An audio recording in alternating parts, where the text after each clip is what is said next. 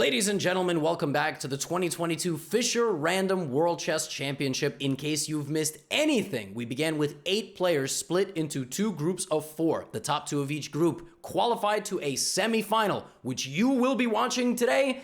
And the winners of the semifinals will move on to play a final first and second place matchup, which will begin tomorrow, October 30th. Folks, this is going to be a spectacular recap. 4 guys came to fight today. Hikaru Nakamura, Nodirbek Abdusatorov.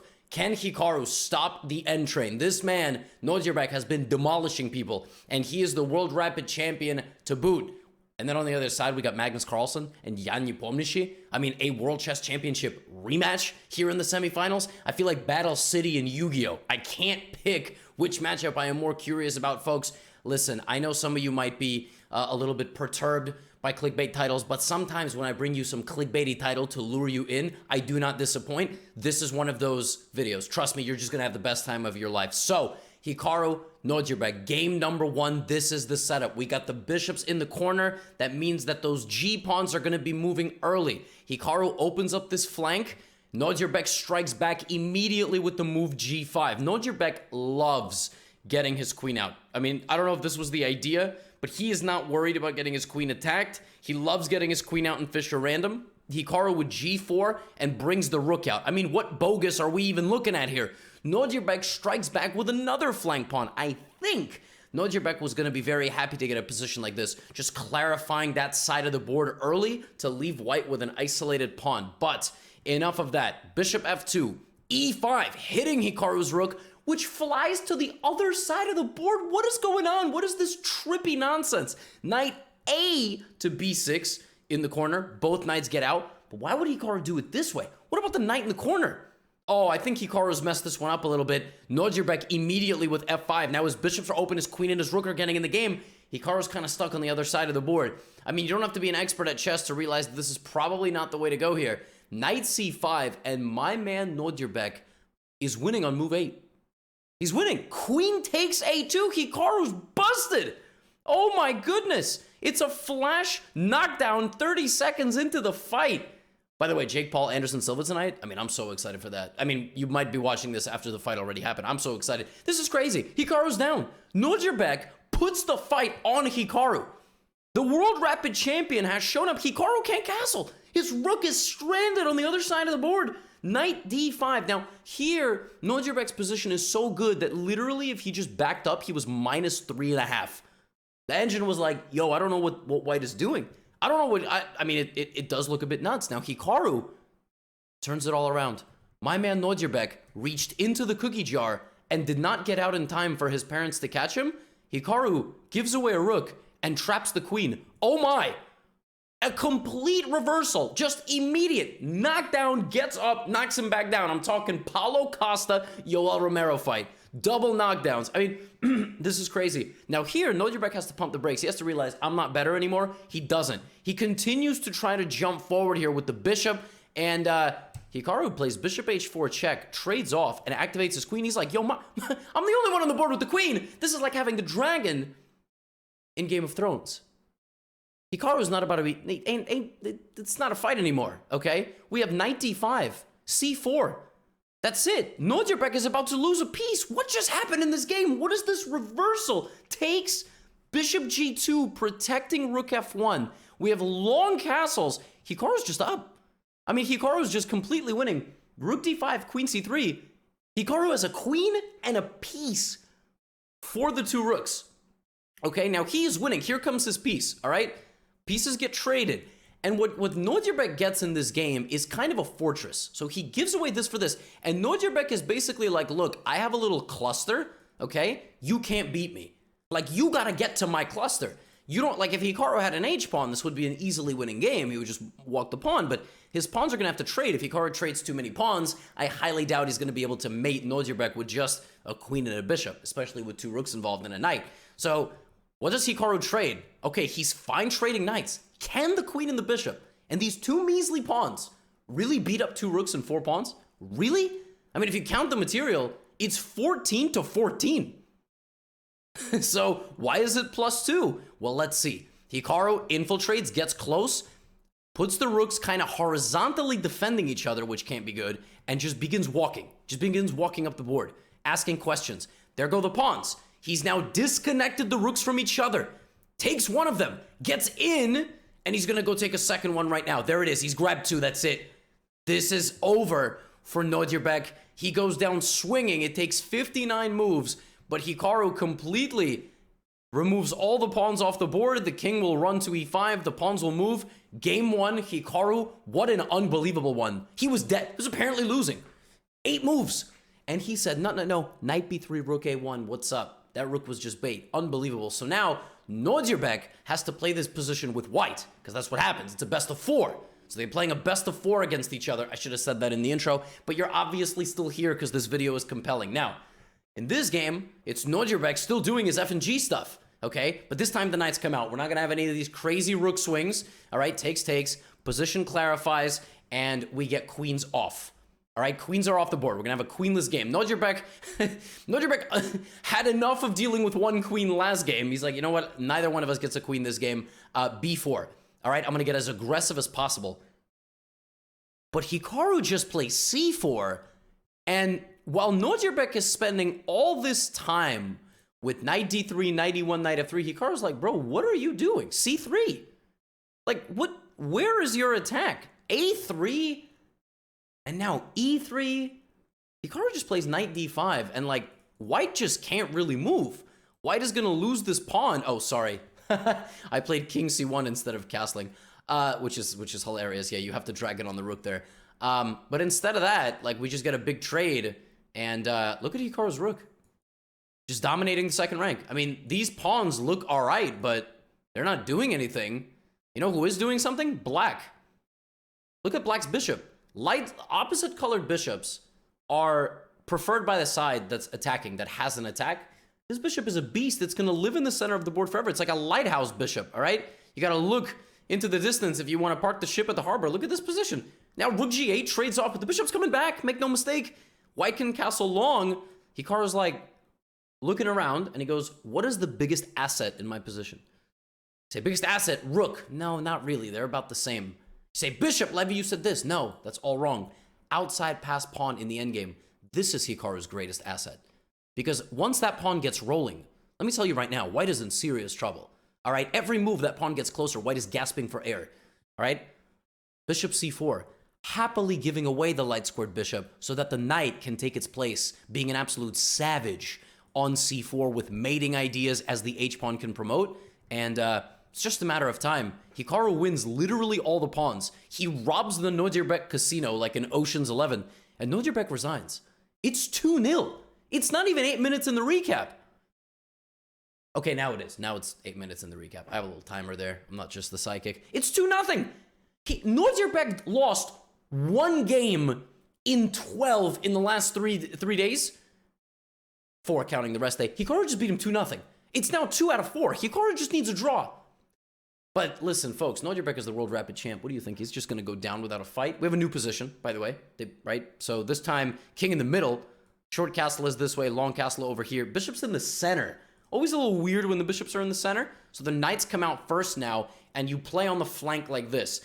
Now, again, Nodirbek is playing for a win. He has to now. He has absolutely no choice. And he did not become the rapid champion of the world by being a pushover. Oh my god. Look at this idea. He takes and gets his rook trapped. But look at the structure for white. This dude has like Poseidon's trident right here. He's gonna go here and have like a field goal, a football field goal of a pawn structure. Hikaru just takes his rook. What is happening in this position? And now Nodirbek is like, yo, you really like sacrificing pawns, right? Sack this. Look at this. Queen b5 check hits the king. If the king moves, so Black's not castling anytime soon. So Black's got to come back. Nodirbek is like, well, I'm not supposed to trade queens if I'm losing, right? But I'm not losing. Look at my pawns. I don't care if Hikaru has 2 rooks. What are those rooks going to do to me? I'm Nodirbek Abdusaturov, damn it. I wish I could just use my name as evidence for playing good chess moves. Look at this. Bishop a4 check. The king is in the middle. And my man just starts walking up the board.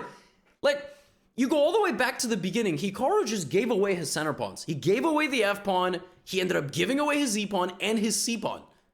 in trying to win the rook and get a couple pawns back, Nodirbek's like, bro, why did you give your pawns away? C5, D5, I'm walking up the board. I'm the world rapid champ. E5, you can close it all down. I have connected passed pawns, holding hands, galloping to the 8th rank to promote mutually, all right? They were lifting each other up. Started from the 1st rank, 2nd rank actually. Now we there. Rook C4. I mean, he's in cruise control, removing the defense. Here comes the knight. Rook is coming to A4, hitting A7. I mean, Nodirbek making it look easy. Just absolutely simple. The knight is now on the way as well. Rook B8, Hikaru, I mean, doing his best, right? Hikaru's known for defense, but how is he going to pull it off here? And yes, Stockfish says it's zeros, but where? Where do you see that it's zeros? The pawns are going. Here comes King C7. Knight C5 is a killer move here. Now, you might wonder, Knight C5, Levy, but what about this fork? Yes, but there's King E2, Knight C4, and Black's king actually has to go here. Okay? Because if King to D6, which looks very natural, F4 and Bishop C5 is a devastating threat and just idea overall. So Nodirbek in this position has to find Knight C5. Okay? Dramatic pause. Nodirbek plays this. The first seemingly retreating and passive move. The first move of the game where he doubts himself. The first move. Bishop back to E7. Rook B4. Hikaru says, not today. He ain't beating me today. And that's it. Trades rooks. And here comes the stripping down process of White's position. White had a lot of assets, but he didn't pay his taxes. So the IRS is on the way. They about to seize all the assets. One pawn gone. All right? Hikaru about to take another pawn. Oh no. Oh no. Everything is falling. Everything is being taken from the white position. All the pawns down the board. And Nodirbek not only doesn't win game 3, he loses. Hikaru sweeps Nodirbek with 3-0. What? What? This man is on another level right now. The defensive capabilities are sublime. Sublime.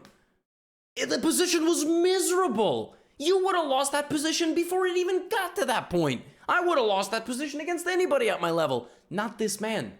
3-0. 3-0. But he looks over at Magnus Carlsen, Jan Nepomniachtchi. He's like, hey, I'm looking at one of you guys. Who's going to play me? Now, folks, it ain't no secret. Of course we want to see Hikaru versus Magnus, right? Well, Magnus has to do his part. Magnus, black pieces. You'll remember that first setup. Remember the same setup that was played in the game between oh my God. Hikaru and Nodirbek. Well, this one was a little bit goofy. No queen traps early, but it was Magnus with the black pieces kicking out Jan for his kind of aggression. And then Magnus Carlsen uncorked one of the most disgusting combinations I have ever seen in my life in this position. Magnus played bishop takes b3 check, which on its own is not a ridiculous move. You are sacrificing the bishop for a big attack, but that's not the idea. The idea is to sacrifice the rook! Because if white takes, it's check. Here, check. If this mate, Magnus Carlsen spotted a Fischer random smothered mate. Good Lord, this man. Oh my goodness. Rook takes f4. Jan Nepomniachtchi is also dropped early like Hikaru was. Oh my. Magnus looking to finish the match, looking to finish the fight early. Jan Nepomniachtchi not going anywhere. Jan Nepomniachtchi stays with it. He starts trying to trade pieces. Jan Nepomniachtchi moves his king to e2 and says, you know what? I'm going to start an attack of my own. Folks, this is mate. Jan Nepomniachtchi was down and out just a moment ago. That's mate. Let it be known that that's mate. Not only is that mate, this is a free bishop. You can't take because you're pinned. That's a trap apparently, but it doesn't even work. But he's posing these critical questions to the Magnus Carlsen position, and he's not going away. And all of a sudden, folks, look at this evaluation. Look at this evaluation. It's barely -1. It's barely -1. You give it a few more moves. Queen b8 check, king f7. It's less than -1. It's back to equal. Jan Nepomniachtchi just stormed back from the brink of defeat. This is unbelievable. Magnus losing his grasp on the position. Still mate possible, but white guarding. A3 sneaking in. Now, make no mistake, this is a very difficult position. Rook F1, making sure that A pawn can't move anywhere, so he starts sending more pawns.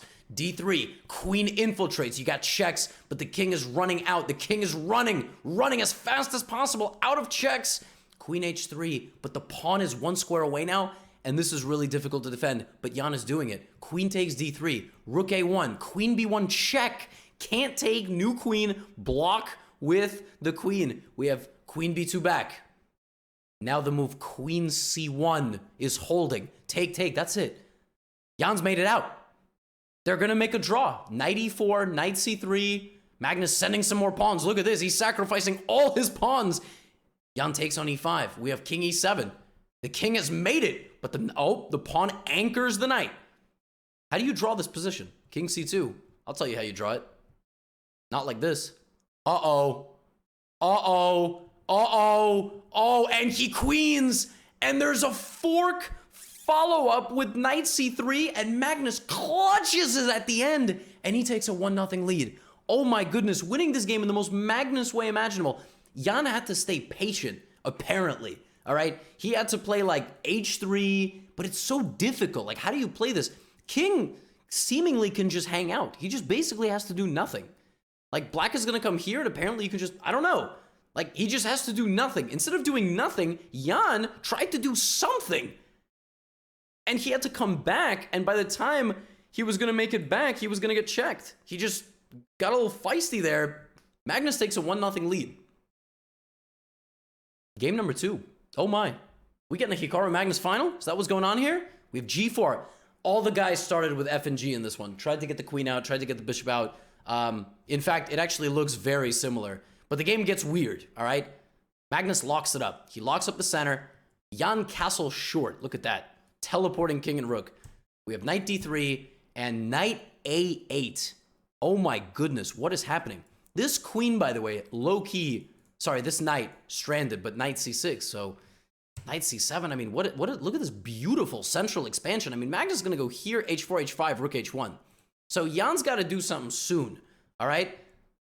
What is Jan doing? Like, queen E8, queen D8, some dancing here? Oh, Jan's preparing E5. Uh-oh. Jan's like, listen, I'm not going to get bullied off the board. All right, I don't care if you're the world champ. I don't even care if you beat me in the last match to become a world champ. Let's go. Queen takes G5. Kicks the queen out, and there it is. I just said Magnus is coming to attack. Jan's like, where's the attack, bro? Oh, you could castle long. That's great. You think you're going to mate me, right? Like back in the world championship. Good luck with that. I'm playing defense. Queen H3, knight D7. Now, here Magnus has to play a move that wins the game, and he does. Now that move looks insane, because what that move is trying to do is give away 2 pieces for a rook and 2 pawns, and it opens that whole side of the board. But Magnus never had an intention to rush knight takes B8, okay?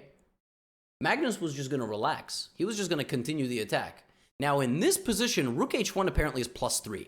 Because somehow black like really struggles to move here, and there's knight E7 check ideas. You have queen E7, you have queen H8, devastating attack. Magnus, instead of that, plays queen F3. All right, we have rook C8 getting out of the way, queen D5, and now here comes Jan. So Magnus is kind of caught here in the web that is Jan's position. Jan, very creative defensively thus far, the first 2 games of the match, not just going away. But look at this armada arriving in the black position right now, and Magnus is getting a second wind. Fischer Random is all about your endurance. That's really what it feels like. And then here, we have a check. Magnus has 4 moves. Well, 5. I guess whatever can go, but those are stupid. So he has 4 moves that make any sense. Move the king to 3 squares, or rook D2 blocking the check. This is the best move. This is the second best move. This is the third best move, and Magnus Carlsen plays rook to D2, and just straight up hangs, bishop takes E5. The world champion just hung a pawn, and he didn't just hang a pawn, he hung the game. The game. Because once you can't defend yourself there, Jan takes both pawns, all right? He just grabs 2 pawns and the center opens up. Best part, taking on D4 was not even the best move. Rook C8 was the best move.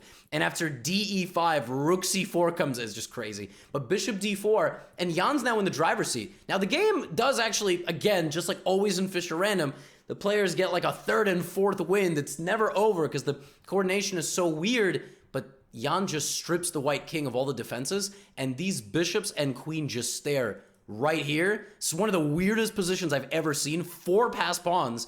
But look at the black king just protected by his bishops, which snipe this area. Fascinating position. But it's just Jan. I mean, Jan's just going to coordinate. That's it. The pawns just cannot be stopped. And rook f8, queen f7, and all this works. But the queen's just too restricted. And check. And, well, very slowly. Here we go. King just gets out of perpetual. There's no checks. Jan Nepomniachtchi just won. It's 1-1. Oh my. Magnus was completely winning in that game. He could have put it away. It could have been 2-0. He puts it away at 2-0. It's 1-1. It's anybody's match now. This is game number 3. Now, they switch who plays white. So, get white first. In the very first matchup, you don't get white again in the second matchup. Now, Jan has to start with black. Okay, so he started the first matchup with white. In that matchup, both guys won with black. So let's see what happens here. Very similar start. I don't know if you remember this game. This is the Hikaru game. They started basically the exact same way. It's the same exact opening. So kind of funny that they figured out meta strategies on their own. In that game, white played super weird, and then Hikaru went for this rook, and on f1, and it got super strange very early. Magnus got a beautiful opening going in this game as well. And Jan kind of parked his pieces outside of Magnus's kind of king. Yeah, but Magnus went d4 here just to blow open the whole center.